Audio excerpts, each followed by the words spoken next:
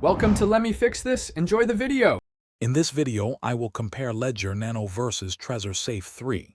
We will explore the key features and differences between these popular hardware wallets.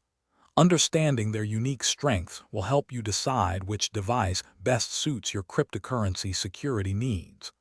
Both offer excellent protection for your digital assets, but they approach security and user experience in distinct ways.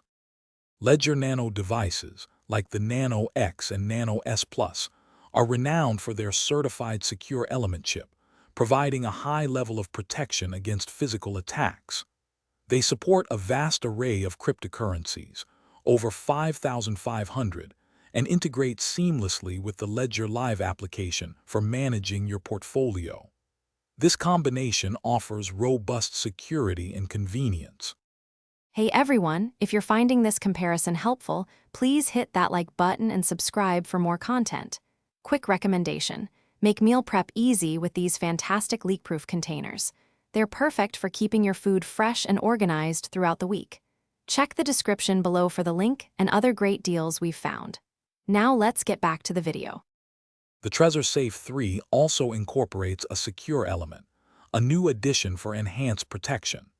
Its fully open-source firmware allows for community audits, fostering transparency and trust in its security model.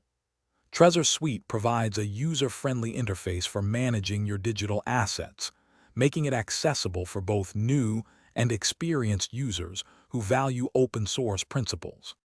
When choosing, consider Ledger's extensive coin support versus Trezor's open-source philosophy.